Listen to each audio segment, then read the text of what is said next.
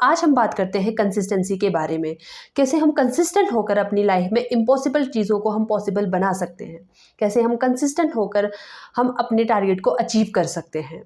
देखो, जो लोग सक्सेसफुल होते हैं उनकी लाइफ में कंसिस्टेंसी होती है और इसी कंसिस्टेंसी की वजह से वो बड़े बड़े टास्क को वो कर पाते हैं, अपने गोल को अचीव कर पाते हैं। इसीलिए वो सक्सेसफुल लोगों की कैटेगरी में आते हैं। और जिनकी लाइफ में कंसिस्टेंसी नहीं होती है, जो लोग इनकंसिस्टेंट होते हैं, उन लोगों को अपनी लाइफ की जो छोटी छोटी टारगेट्स है उसको अचीव करने में प्रॉब्लम आती है, उसको वो अचीव नहीं कर पाते हैं। तो समझते हैं कि कंसिस्टेंसी लाइफ में क्यों ज़रूरी है और कंसिस्टेंट होने से हम अपनी लाइफ को कैसे बेहतर बना सकते हैं। तो इसकी शुरुआत मैं खुद से करती हूँ, मैं अपना एग्जाम्पल देती हूँ। मैंने कुछ दिन पहले ही एक बुक पढ़कर ख़त्म की है और उस बुक को कंप्लीट करने में मुझे हार्डली 13 डेज़ लगे। तो ये कैसे पॉसिबल हो पाया कि इतने कम टाइम में मैंने पूरी बुक पढ़ डाली? तो ये पॉसिबल हो पाया कंसिस्टेंसी की वजह से। मैं क्या करती थी कि हर दिन 20 to 25 मिनट्स के लिए बुक रीड करती थी और इसी कंसिस्टेंसी की वजह से मैं इतने कम टाइम में बुक को कंप्लीट कर पाई। ऐसा नहीं है कि मैं बुक पहली बार पढ़ रही हूँ, मैंने बुक पढ़ना काफ़ी पहले से स्टार्ट कर दिया था। लेकिन पहले क्या होता था कि मुझे बुक को कंप्लीट करने में बहुत टाइम लगता था, 1 महीने से ज़्यादा का टाइम लगता था। लेकिन जैसे मैंने इस बार कंसिस्टेंटली 13 डेज़ पढ़कर बुक को फिनिश किया, तो मुझे इस बात की इससे ये रियलाइज़ हुआ कि जब मैं पहले बुक पढ़ती थी तब वहाँ पे टाइम की रिजिडिटी थी। मतलब कि मैंने क्या किया था, टाइम को फिक्स करके रखा था। जैसे मैंने क्या प्लानिंग किया होता था कि मैं 6 से शाम के 6 से 7 पढ़ूंगी या सुबह के 6 से 7 पढ़ूंगी। ठीक है, टाइम तो मैंने फिक्स कर रखा था, लेकिन कई बार क्या होता था कि किसी काम की वजह से बाहर जाना पड़ा या फिर घर में कोई काम पड़ गया, तो मैं उस टाइम पे किताब नहीं पढ़ पाती थी। इसी वजह से बुक को कंप्लीट करने में 1 महीने से ज़्यादा का टाइम लगता था।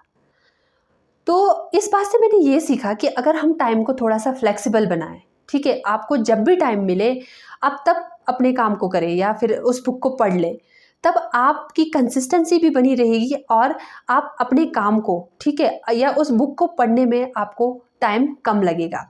तो इस बार मैंने यही किया था कि मैंने टाइम फिक्स नहीं किया और अपने लिए जब भी मुझे टाइम मिलता था तब मैं 20 से 25 मिनट के लिए बुक को रीड करती थी। और मैंने इससे मुझे इतना अच्छा फील हुआ कि सिर्फ 13 डेज़ लगे मुझे एक बुक को कंप्लीट करने में। और उस बुक का जो मैंने अभी रिसेंटली कंप्लीट किया है, उस बुक का नाम है the village by the sea, written by Anita Desai की बुक। बहुत ही अमेजिंग बुक है। डेली अगर हम अपने पे फोकस करते हैं, डेली हम अपने काम को करते हैं, चाहे वो स्टडी करना हो, चाहे बुक रीड करना हो, चाहे जो भी काम हो, अगर हम डेली करते हैं, चाहे वो आधे घंटे के लिए क्यों ना हो, 1 घंटे के लिए क्यों ना हो, अगर हम डेली करते हैं तो हम इम्पॉसिबल को पॉसिबल बना सकते हैं। हम अपने आप को बेहतर बना सकते हैं, हम अपने आप को बेहतर बनाने की राह पर ले जा रहे हैं। जैसे बोलते हैं कि consistency is what transform average into excellence. Consistency का बिल्कुल भी ये मतलब नहीं है कि आज आप जिस एनर्जी में काम कर रहे हो, जिस पेस में काम कर रहे हो, जिस एंथुजियाज्म के साथ आप काम कर रहे हो, पूरे हफ्ते या फिर पूरे मंथ आप उसी एंथुजियाज्म के साथ काम करो। इसका ये मतलब बिल्कुल भी नहीं है। अगर आप पूरे हफ्ता, पूरे महीना जो है उसी एनर्जी, उसी पेस, उसी एंथुजियाज्म के साथ काम कर पाते हो तो ये बहुत अच्छी बात है। लेकिन कई लोगों के लिए ये पॉसिबल नहीं हो पाता है। आपको बस याद इस बात का रखना है कि आपकी कंसिस्टेंसी बनी रहे, चाहे वो थोड़े टाइम के लिए ही क्यों ना हो।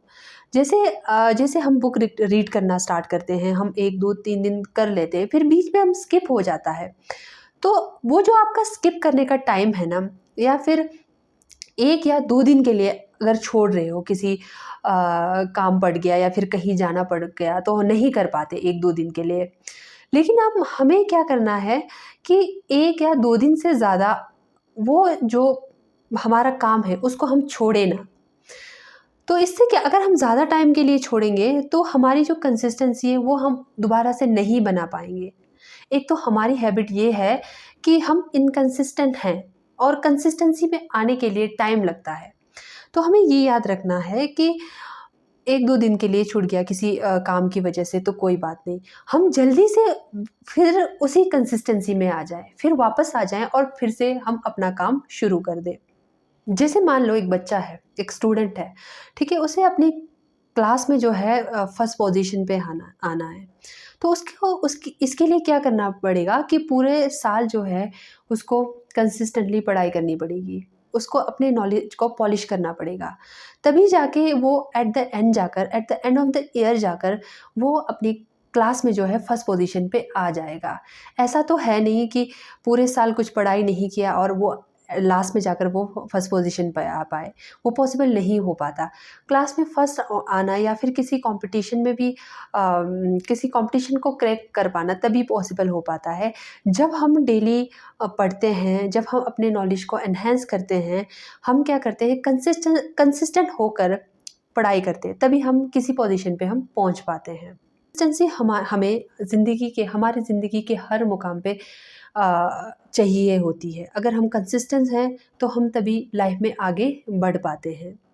मैंने अपने सराउंडिंग में ऐसे लोगों को देखे हैं जो कंसिस्टेंट हैं, जो पंक्चुअल हैं। ऐसे लोग अपनी लाइफ में अच्छा कर रहे हैं, वो अच्छे मुकाम पे हैं।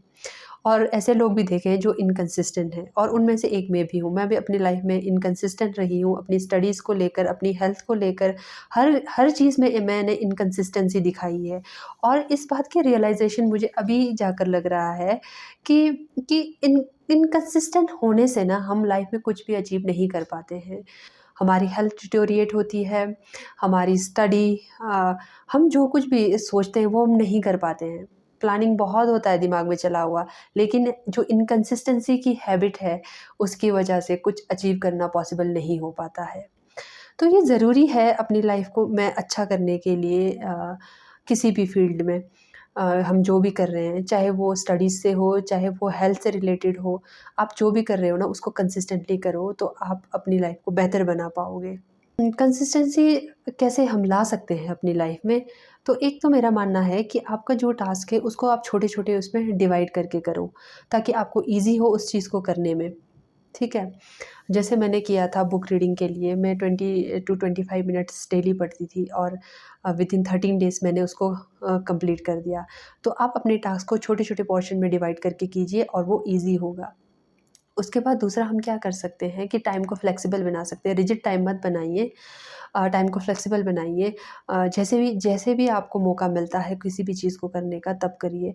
ऐसे नहीं कि टाइम फिक्स कर लिया और जब जब वो टाइम आया तो आप को कुछ और काम करने लगे। टाइम की फ्लेक्सिबिलिटी होने से ये होगा कि आप काम उस चीज़ को ना बिना किसी हिंड्रेंस के आप कर पाओगे। फिर उसके बाद मुझे लगता है कंसिस्टेंसी लाने के लिए ये ज़रूरी है कि आपका माइंडसेट कि अगर चाहते हो लाइफ को बेहतर बनाना, ये दिमाग में रखना, इस बात को रखना ज़रूरी है कि मैं कंसिस्टेंट या फिर मैं चीज़ें क्यों कर रहा हूँ। तो ये अगर हम अपने आप को बार-बार याद दिलाते रहे कि मैं इस वजह से कर रहा हूँ, मुझे ये काम करना है, मुझे ये अचीव करना है, तब भी हमारे लाइफ में कंसिस्टेंसी आ पाएगी। फिर उसके बाद मुझे ये लगता है कि कंसिस्टेंट रहने के लिए अगर बीच में 2-3 दिन के लिए आप नहीं कर पा रहे हो किसी रीज़न की वजह से, उसको लंबे टाइम के लिए मत खींचिए, पूरे हफ़्ते छोड़िए मत। आप कोशिश कीजिए कि जितना जल्दी हो सके आप बैक टू ट्रैक आ जाइए, तभी आप कंसिस्टेंट हो पाएँगे। तो बात करते हैं जो मैंने बुक पढ़ी थी द विलेज बाय द सी, उससे उसमें मुझे एक बहुत अच्छी चीज़ लगी, जो मैं आप लोगों के साथ शेयर करना चाहती हूँ। ये स्टोरी वैसे पॉवर्टी के बारे में, जो रूरल लाइफ की हार्डशिप है या सिटीज़ की भी है, उसके बारे में बताया गया है।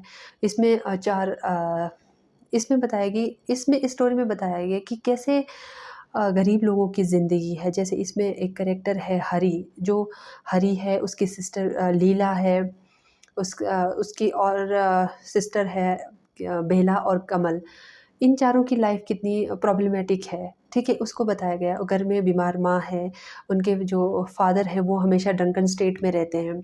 हरी जैसे वो चारों भाई-बहन मिलकर सर्वाइव कर लेते हैं। हरी और जो लीला है वो दोनों बड़े हैं, तो वो मैनेज कर लेते हैं घर को चलाना, ठीक है, खाने के लिए वो सर्वाइव कर लेते हैं। अब हरी जो है बॉम्बे चला जाता है, वहाँ पे भी उसको बहुत सारी डिफ़िकल्टीज़ का सामना करना पड़ता है। वो स्लम में रहता है और वो जिस वो होटल में काम कर रहा था वहीं पे उसको सोना पड़ रहा है, गर्मी है, मतलब कि बहुत सी चीज़ों को डिस्क्राइब किया गया है। अगर आप चाहते हो इस चीज़ को पढ़ना, इस चीज़ को फ़ील करना, सिटीज़ की लाइफ़ कैसी है, विलेजेस की लाइफ कैसी है, तो मुझे लगता है कि इस बुक को पढ़ना चाहिए। तो मैं बता रही थी हरी जो है बॉम्बे चला जाता है, वो वहाँ होटल में काम करता है, वहीं पे उसको सोना पड़ रहा है। ठीक है, वो खाना वहीं पे बन रहा है, वहीं पे सोना, इतने छोटे से उसको टेबल पे सोना पड़ रहा है, किस तरह से वो बीमार पड़ रहा है। लेकिन इन सब में वो ना अपनी जो उस वो कह सकते हैं कि उसने अपनी विल पावर नहीं खोई।